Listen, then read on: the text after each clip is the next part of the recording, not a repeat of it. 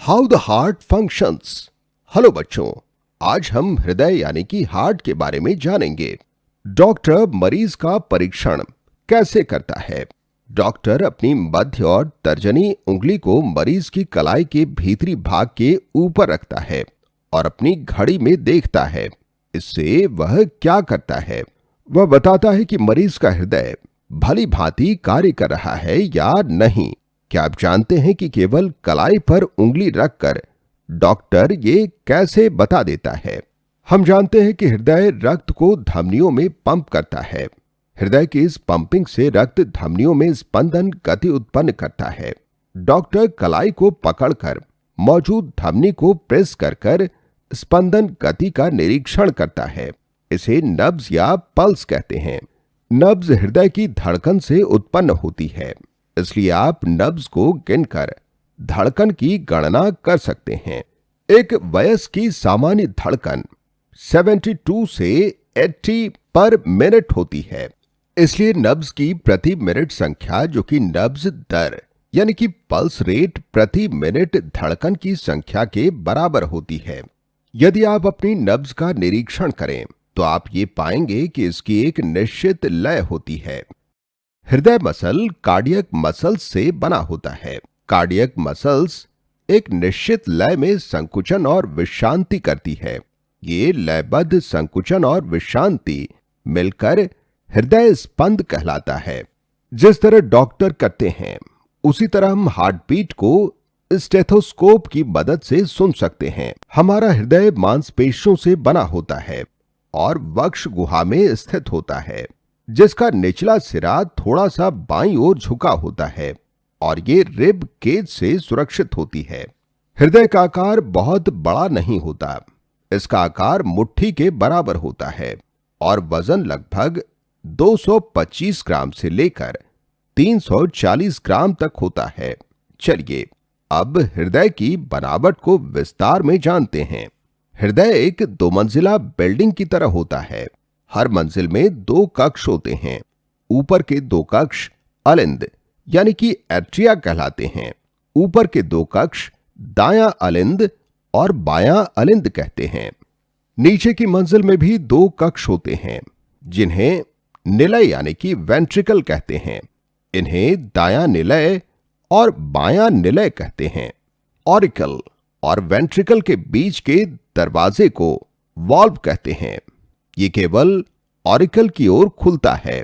इसका मतलब ये है कि रक्त दाएं ऑरिकल से दाएं वेंट्रिकल में जा सकता है, लेकिन वापस नहीं जा सकता है। इसी तरह रक्त बाएं ऑरिकल से बाएं वेंट्रिकल में जा सकता है, लेकिन वॉल्व्स के कारण वापस नहीं आ सकता। चलिए अब देखते हैं कि हमारे शरीर में रक्त परिसंचरण कैसे होता है। रक्त शरीर के विभिन्न अंगों तक ऑक्सीजन भोजन पहुंचाता है और वहां से अनुपयोगी पदार्थ कार्बन डाइऑक्साइड एकत्रित करता है। तत्वों का ये आदान प्रदान केशिकाओं यानी कि कैपिलरीज में होता है। केशिकाओं की भित्तियां बहुत पतली होती हैं, जिससे गैस रसायन कोशिका में चले जाते हैं और कोशिका में मौजूद रसायन और गैस रक्त में मिल जाते हैं। केशिकाएं एक दूसरे से मिलकर शिराएं बनाती हैं। इसके बाद शिराएं भी आपस में मिलकर 2 मुख्य शिराएं बनाती हैं। ये 2 मुख्य शिराएं, जो वेना केवा कहलाती हैं, ऑक्सीजन विहीन रक्त को दाएं ऑरिकल में डालती हैं। फिर ऑरिकल इस रक्त को वेंट्रिकल में पहुंचाता है। फिर दायां वेंट्रिकल रक्त को पल्मोनरी आर्टरी में पहुंचाता है। पल्मोनरी आर्टरी इस रक्त को फेफड़ों तक ले जाती है, जहां इन्हें ऑक्सीजन मिलती है और ये ऑक्सीजन पूर्ण रक्त यानी कि ऑक्सीजनेटेड ब्लड बन जाता है। अब हम ये जानते हैं कि धमनियों में ऑक्सीजनेटेड ब्लड होता है, लेकिन यहां पल्मोनरी आर्टरी में डीऑक्सीजनेटेड ब्लड होता है और ऐसा सिर्फ इसी में होता है। हम जानते हैं कि गैसेस का आदान प्रदान फेफड़ों में ही होता है। फिर ये ऑक्सीजनेटेड ब्लड पल्मोनरी वेन द्वारा ले जाया जाता है और वापस हृदय में पहुंच जाता है, ताकि हृदय इसे शरीर के विभिन्न अंगों तक पहुंचा सके। तो पल्मोनरी वेन दूसरी शिराओं के विपरीत ऑक्सीजनेटेड ब्लड को ले जाती है। ये ऑक्सीजनेटेड ब्लड हृदय के बाएं ऑरिकल में आता है। फिर बायां ऑरिकल रक्त को पंप्स करके लेफ्ट वेंट्रिकल में पहुंचाता है। इसके बाद बायां वेंट्रिकल इस ऑक्सीजनेटेड ब्लड को पंप करके एक धमनी, जिसे ऑर्टा कहते हैं, में पहुंचाता है। ऑर्टा से शाखाओं की तरह कई धमनियां निकलती हैं। ये धमनियां ऑक्सीजनेटेड ब्लड को शरीर के विभिन्न भागों तक ले जाती है। तो इसे और अच्छे से समझने के लिए हम मान लेते हैं कि हृदय दो पंप से मिलकर बनता है। दाईं ओर वाले पंप में शिराओं द्वारा डीऑक्सीजनेटेड ब्लड आता है और ये इसे स्वच्छ करने के लिए पल्मोनरी आर्टरी के द्वारा फेफड़ों में पहुंचाता है।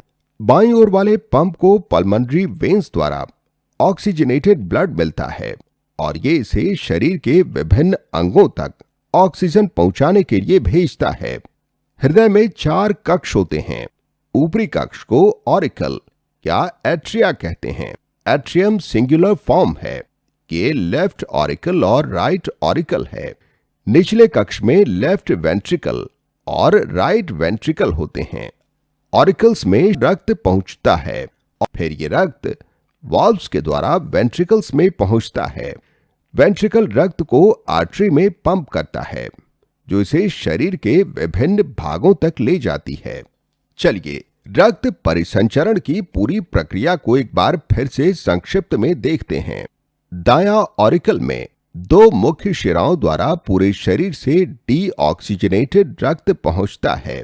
ऑरिकल से रक्त दाएं वेंट्रिकल में जाता है और यहां से के पल्मोनरी आर्टरी द्वारा शुद्धिकरण के लिए फेफड़ों में पहुंचता है।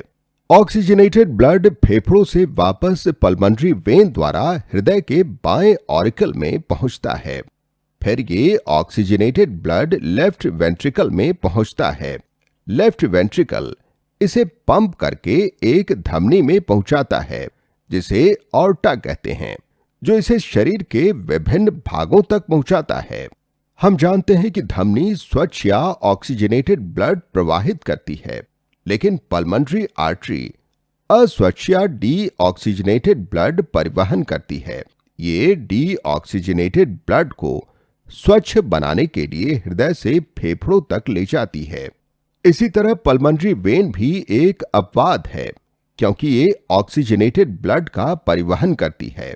बाकी सभी शिराएं केवल डीऑक्सीजनेटेड या अस्वच्छ रक्त का ही परिवहन करती हैं। पल्मोनरी वेन शुद्ध रक्त को फेफड़ों से हृदय तक पहुंचाती हैं। आप जानते हैं 1628 में एक इंग्लिश फिजिशियन जिनका नाम विलियम हार्वी था, उन्होंने सबसे पहले इस बात का वर्णन किया था कि शरीर में रक्त का परिसंचरण कैसे होता है।